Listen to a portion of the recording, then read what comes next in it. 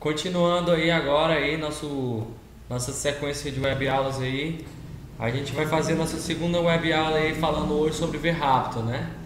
Na primeira a gente fez uma introdução sobre serviço, nosso curso é desenvolvimento de aplicações orientadas a serviço com VRaptor. E agora nessa segunda aula a gente vai falar sobre o framework em si, né? Sobre o VRaptor. O VRaptor ele é um frameworkzinho feito pela Kaelon, já está na versão 3. Ele começou inicialmente como uma proposta de um framework de Action-Based brasileiro, baseado em alguns padrões de projetos comuns em outros projetos que já existem em outras linguagens, como no Rails, tá entendendo? Aí o que aconteceu? O VRaptor ele foi concebido e tal, foi para a versão 2, e agora na versão 3 ele já tá muito avançado, está baseado em outros frameworks, tem muita influência de frameworks que tem muito sucesso, como o Spring e o Rails também, as versões mais novas do Rails, ele tem muita influência deles. E a introdução dele é basicamente isso, né? Vamos partir mais para dentro aí, a gente vai conhecer mais na frente aí. As características principais, né, do framework do VRaptor, ele é um framework action-based, né? Quem não sabe a diferença entre um framework e component-based, que existe muito essa comparação no mundo dos frameworks Java, a comparação entre os frameworks action-based e component-based. Action-based são frameworks que eles seguem uma seguinte estrutura, de que existe um front controller. Quando você faz uma requisição, você envia essa requisição para esse front controller. Esse front controller recebe essa requisição, entra em contato com o modelo, aí o modelo devolve uma resposta e o controller devolve, esse front controller seleciona um controller para poder devolver uma resposta para a sua visualização, né? É o MVC na sua forma mais crua. Um component base é o seguinte: você tem um front controller, só que o front controller ele não vai entrar em contato com o modelo. Ele vai pegar a sua página, que é feita de componentes de interface gráfica, vai traduzir esses componentes, e esses componentes é que entram em contato com a camada intermediária no framework conhecido nosso GeoJSF. Os componentes de interface gráfica entram em contato com o ManageBean, e o ManageBean que entra em contato com as classes de domínio, né? No caso da plataforma Java, você tem uma visualização que o controller, ao invés de acessar o domínio, ele acessa a visualização, e essa visualização acessa o modelo, né? Um modelo MVC, mas é um modelo não tão padrão assim. O framework VRaptor ele é um framework MVC, né? Basta o fato dele ser action-based, já tem muita implicância disso. E ele suporta injeção de dependências, né? Para quem conhece o Spring, injeção de dependências é um padrão de projeto em que ele sustenta a tese de que você não deve instanciar um objeto. Você não deve produzir um objeto, mas o objeto deve ser disponibilizado para você. Aí, como isso é feito, né? Geralmente existe um pool de objetos, que tem vários objetos lá, das mais variadas espécies, e quando você quer um dado tipo de objeto, ele vê se nesse pool tem esse objeto, por uma referência, por classe, em maneiras. E ele lhe provém esse objeto, né? O Spring ele já é bem conhecido, né? É o framework talvez mais conhecido. Isso tem relação com uma abordagem chamada também de inversão de controle, né? Que geralmente você instancia a classe. Nesse caso, a classe não vai ser instanciada por você, por isso essa inversão de controle. Aí, já falei, né, que o framework ele foi produzido pela Kaelon e ele é baseado fortemente no Spring, né? Haja visto todas, você juntar isso tudo aqui, você vê que é muito comum com o framework Spring, né? Você vê que o framework Spring é muito grande, mas isso aqui está muito próximo das áreas que identificam o framework Spring, né? Vamos lá.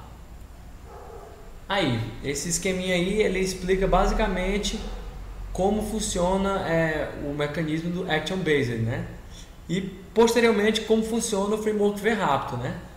Um dado cliente, ele faz uma requisição para um front controller, que é um controller do framework. Esse controller vai entrar em contato com um controller da sua aplicação. Aí vamos lá, explica mais isso aí.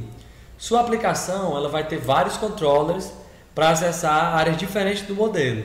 Por exemplo, se você tem uma aplicação que é um cadastro de imposto, cadastro de taxas, vai ter um controller para cadastro de taxa, outro para cadastro de imposto, outro para cadastro de diferentes categorias, tá entendendo? Cada área do domínio você tem um controller diferente. Aí o que acontece, né? A requisição ela é enviada para esse front controller e ele entra em contato com um dos controllers da sua aplicação, dependendo da maneira, dependendo de como a sua requisição, da estrutura da sua requisição, né? Geralmente, tipo assim, vamos falar um exemplo prático disso aqui. Se o seu controller for numa aplicação web, né? Ele vai ser acessível através de um URL. Dependendo da sua dependendo da sua URL, ele vai redirecionar você para um diferente controller. Entendendo? Se for um exemplo mais concreto do que pode ser de como funciona, né? Aí destrinchando isso aqui, né? A requisição, quando a gente entrou com a requisição com o front controller, redirecionou para o controller e esse controller entrou em contato com o domínio, o modelo. Aqui no modelo ele fez as operações, as regras de negócio, fez a lógica das operações que ele precisava fazer. Feito isso, o que acontece? Ele tem uma resposta.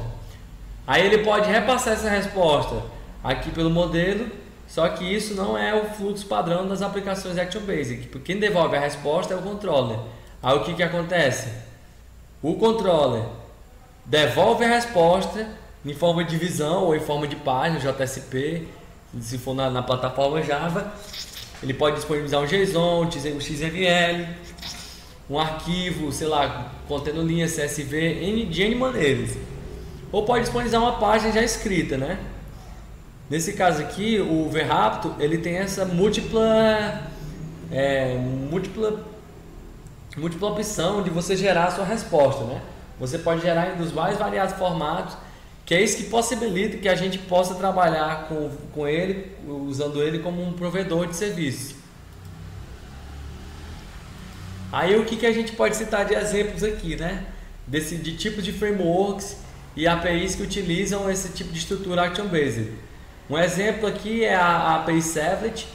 Ela funciona dessa maneira. O Servlet é como se fosse um controlador, tá entendendo? Nesse aspecto aqui, se a gente for voltar, ó, o Servlet pode ser considerado isso aqui.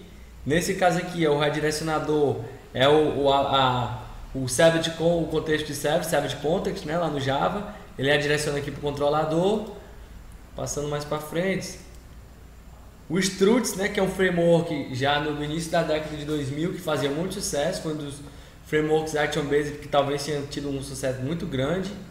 O Spring MVC, que é um framework Spring semelhante ao VRaptor, tem muita semelhança com o VRaptor, da maneira como ele trata a gestão de independência, que ele tem dentro dele, que a gente vai explicar mais na frente, a maneira como ele usa hash, ele possibilita usar hash, e entre outras coisas que a gente, à medida que a gente for prosseguindo, a gente vai citar esses paralelos do VRaptor e do Spring MVC.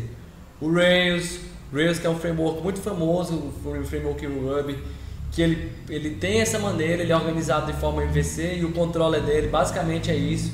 O controller entra em contato com o model lá, que é uma classe que entra do Active Record, e nessa classe model ele faz toda a lógica e devolve a lógica para o controller do Rails, e o Rails passa isso para a visão RB ou N formatos, assim como o VRaptor.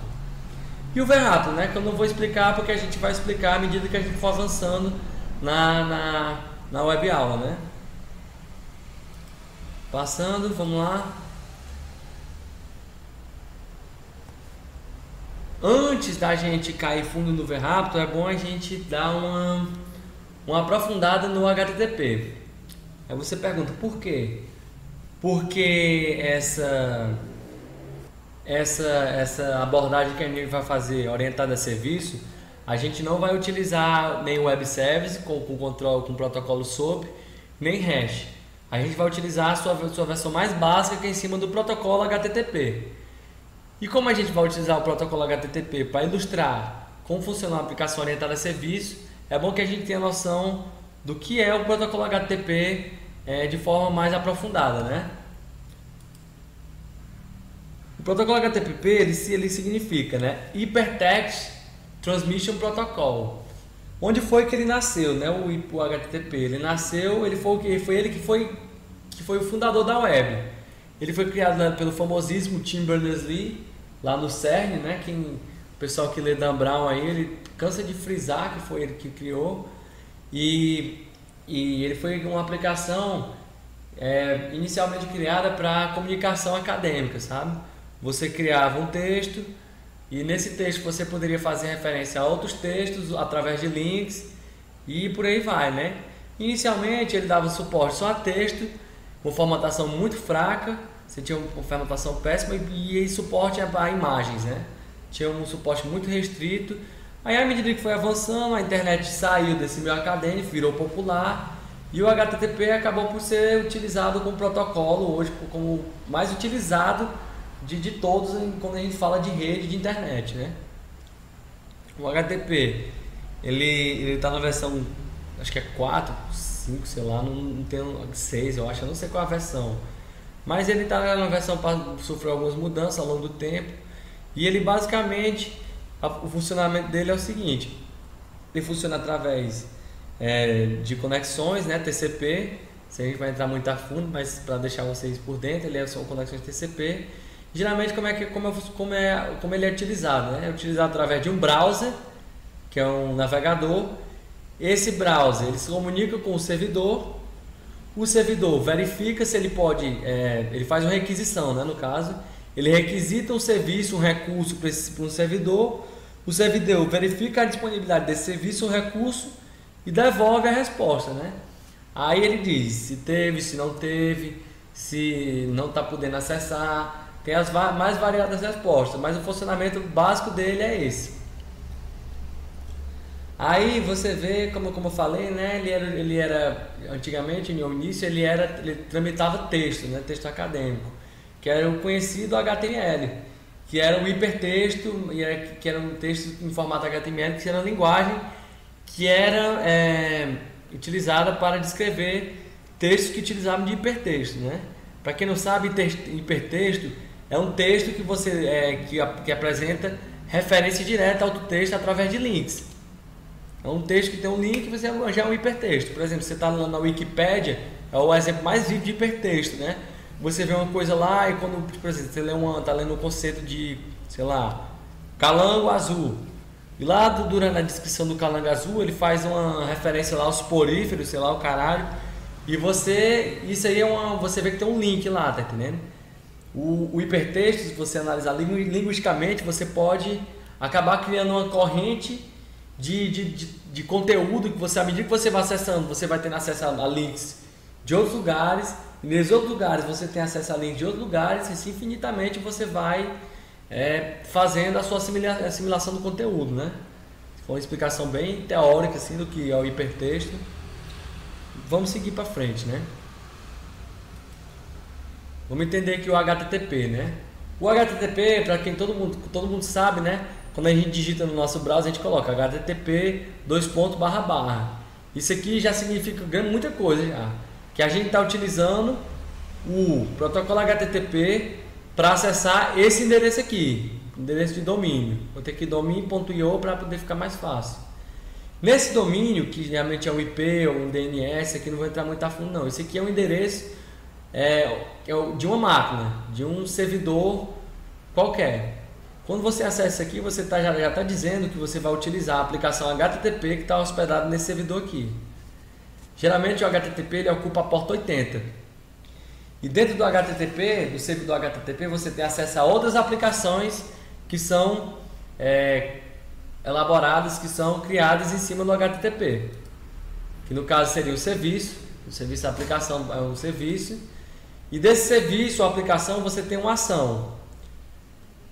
Deu para entender, né? Aqui bem fácil aqui a estrutura do HTTP, aqui bem noob. Aí existem métodos HTTP, né? O mais famoso método que a gente tem é o GET. Quando você digita um endereço http://, coloca o endereço barra serviço barra ação, nessa estrutura aqui e aperta Enter na barra do navegador, ele vai dar um método, ele vai disparar um método GET através do protocolo HTTP. Esse método GET, qual é a do método GET? Ele foi feito para obter, para GET, né? Obter um recurso ou um resultado de uma dada ação nesse endereço aqui especificado aqui, ó, especificado através da URL identificado pelo HTTP. Existe outro método também que é o POST. Qual é a diferença do POST para o GET? O GET ele foi feito para pegar informações, já o POST foi feito para poder inserir informações. Você pode usar o POST para poder colocar o seguinte: HTTP, papapá, dominação, e no POST você vai passar alguns parâmetros, que esses parâmetros vão para dentro do servidor. Lá dentro do servidor vai ter algum comportamento através do POST e fim da ação, né? Isso aqui também é chamado de ação HTTP. Existem outros menos conhecidos, que é o PUT, né? Esse aqui ele não tem muita conhecimento do que é, mas ele no REST, né, que é uma abordagem de web service também em cima do HTTP, ele é utilizado para atualizar informações. E o delete, né, que o próprio nome, delete, o pessoal lá dos gringos chama, é o método que é utilizado para poder remover informações, né? Existe um outro método que eu não citei aqui, que é o head, né? Que esse método, para falar a verdade, eu não sei qual é a dele, né? Mas pelo nome é alguma coisa a ver com cabeçalho, né?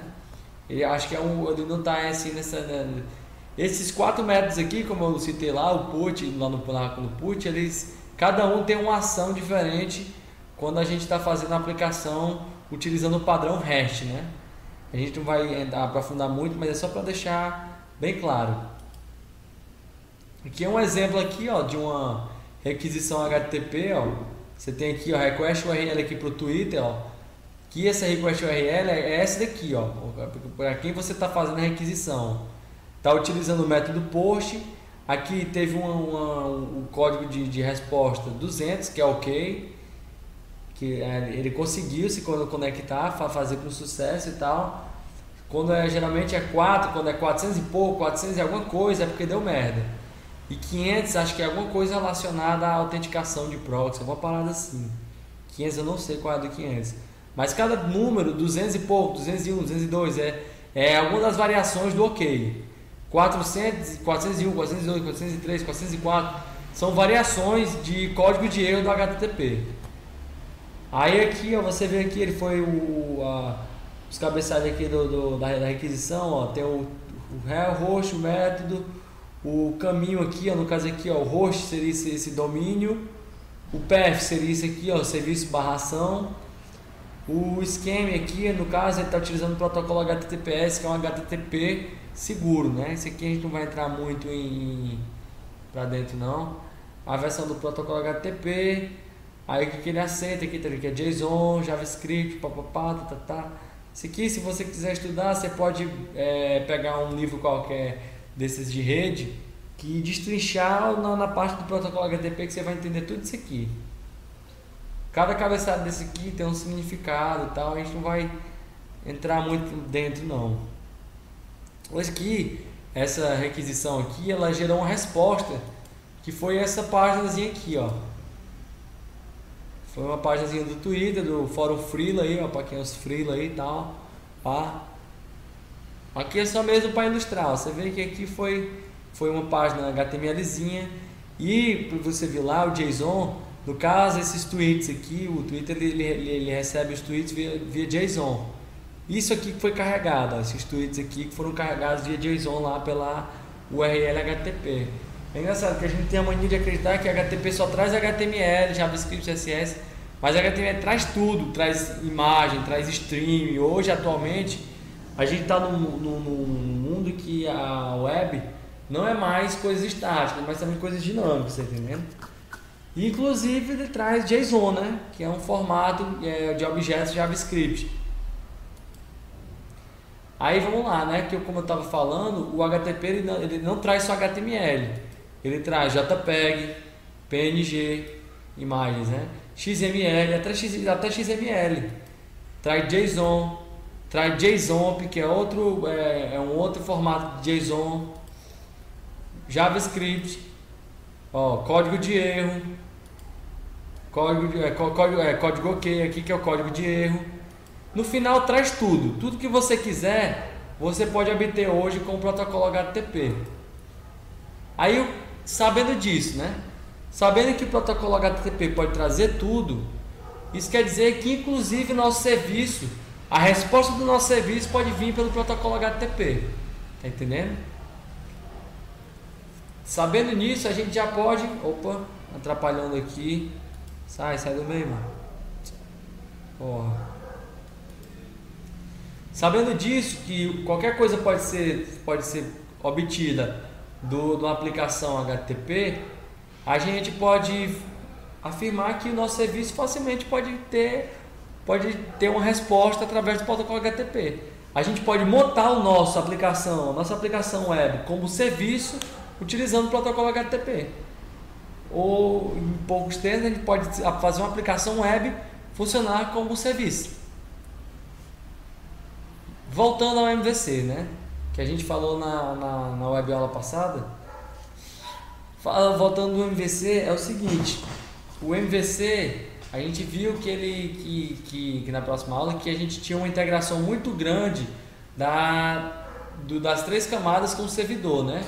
E a gente sugeriu uma isolação da camada de visualização, do modelo e do controle. Aí, sabendo disso, a estrutura que o nosso serviço vai ter nesse modelo Action Based é o seguinte: ele vai fazer essa aquisição para o front controller, ele direcionou para o controller entrou em contato com o modelo, e aqui ele vai retornar um formato exclusivo do modelo. No nosso caso, a gente vai elaborar aplicações que vai retornar JSON, assim como o exemplo que eu citei do Twitter, tá entendendo? O nosso controle vai passar um JSON, esse JSON vai chegar lá no HTML via JavaScript, tá entendendo? Que JavaScript é uma linguagem que roda do lado do cliente. Ela vai pegar esse JSON e vai fazer o que for necessário para poder exibir o resultado através desse JSON no browser, tá entendendo? Através de um HTML, tá entendendo? Ele vai exibir os resultados do JSON via HTML. Aí você vê aí, voltando aqui, você vê que eu reforço nisso aqui o isolamento da view, entre a view e o modelo controle. Como é que existe um isolamento aqui? A gente sabe que HTML e JavaScript ele só roda no lado cliente. JavaScript é uma linguagem de cliente. Você não tem aqui uma página com componente JSF que vai ser processado no servidor e exibido de volta, não. Você não vai ter aqui um scriptlet Hub ou um scriptlet PHP que vai ter que ser interpretado pelo servidor para poder exibir, não.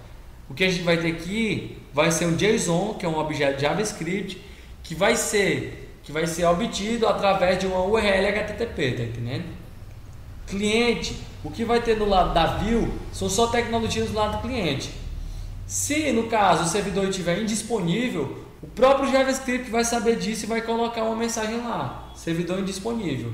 Isso possibilita que você, sei lá, de uma certa maneira, você coloque a view e o control em uma espécie de uma metade da aplicação e a visualização em outra metade da aplicação. Eles são imissíveis nesse caso. No caso, eles são a única tangência a única fonte de encontro deles é através do protocolo HTTP. Olha que legal. O VRaptor ele faz o seguinte. Olha que legal, isso aqui é muito legal. O VRaptor é um framework que como ele funciona nesse modelo que a gente está propondo. Você tem uma URL de uma aplicação e uma ação, e dessa aplicação aqui, ó, presta atenção, lá nesse domínio vai ter uma aplicação instanciada e essa aplicação vai ter um recurso, que é uma classe lá anotado com a annotation resource. Esse controle aqui, ele está instanciado dentro da nossa aplicação app aqui, ó. Desconsidere essa ação aqui, ó. Esse controller está nessa aplicação aqui e dentro dele ele vai ter uma ação. Aí isso aqui é o seguinte, presta atenção. Nesse controller você vai ter uma ação e essa ação vai ser acessível através de uma URL, tá entendendo? Tá entendendo aqui? Um método dentro de um controller vai ser acessado através de um URL HTTP. Isso resume basicamente o modelo que a gente propôs no slide passado. Tá entendendo? Como o VRaptor cai bem nesse modelo que a gente está propondo de serviço. Aí o seguinte, qual é a desse annotation resource aqui? Para o VRaptor, um controle dele deve ter essa annotation resource aqui. Tá entendendo? Para ele ser um controle, ele precisa ser um recurso. Um recurso que é acessado através de um URL HTTP. Ele é obtido. E esse resource, ele acessa a fachada, que pode ser uma fachada que represente o modelo. Essa fachada, geralmente, que para quem não sabe o que é fachada é como se fosse uma classe que encapsula vários métodos em um escopo do domínio, tá entendendo? Por exemplo, vou ter uma fachada para livros, tá entendendo? Dentro dessa fachada vai ter operações só de livros. As fachadas, elas são anotadas com o annotation component, annotation do Java. Isso aqui já é Java. Aí vamos aqui, ó, presta atenção nisso aqui. Quando você anota esses recursos aqui, essas classes com essas anotações, você está automaticamente injetando isso aqui como dependências em um pool, tá entendendo? Isso aqui é um negócio muito crucial do funcionamento do VRaptor. Essa fachada aqui vai estar localizada em um pool e você não vai instanciar essa fachada. O pool que vai lhe dar essa fachada, tá entendendo? E no recurso, algo semelhante, você pode obter de um pool. Nesse caso, eu não tenho certeza se o recurso pode ser obtido de um pool, porque geralmente eu acesso via URL, tá entendendo? No caso aqui, você tem umas coisas que você pode definir. Se esse recurso, se esse resource, esse component, eles vão durar a duração do escopo deles, que existem 3, né? Que é o de sessão, que é o que no caso essas coisas iriam estar instanciadas durante a sessão inteira. O de requisição, que é o que dura somente uma requisição. Por exemplo, eu faço uma requisição aqui, utilizo essa fachada, passou a requisição, eu destruo essa fachada lá no pool. E o de aplicação, que é o componente que está instanciado durante toda a aplicação, tá entendendo? Você, para quem estudou já a Pay7, sabe que existem esses 3 escopos e a diferença entre eles.